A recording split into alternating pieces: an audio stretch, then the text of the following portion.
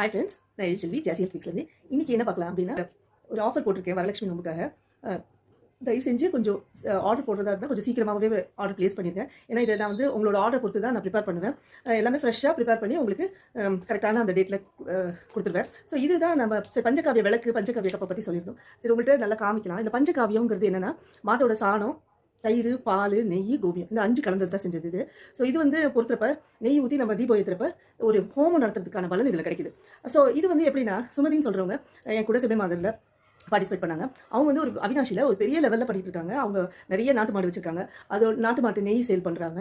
அது மாதிரி இந்த மாதிரி விளக்கு, அதோட இதுலேருந்து பயோ ப்ராடக்ட்டை இந்த மாதிரி விளக்கு, கப்பு, இந்த சாம்பிராணி எல்லாமே மூலிகையில் அவங்க ரொம்ப ஸ்பெஷலிஸ்ட்டு. ஸோ மூலிகை கொண்டு இந்த சாம்பிராணி செய்கிறாங்க. இது பார்த்தீங்கன்னா கண்திருஷ்டி சாம்பிராணி, இது வந்து தன ஆகர்ஷண சாம்பிராணி பொடி. ஸோ இந்த விளக்கு இது வந்து பஞ்சகாவிய விளக்கு, இது வந்து பஞ்சகாவிய கப்பு பாருங்கள்.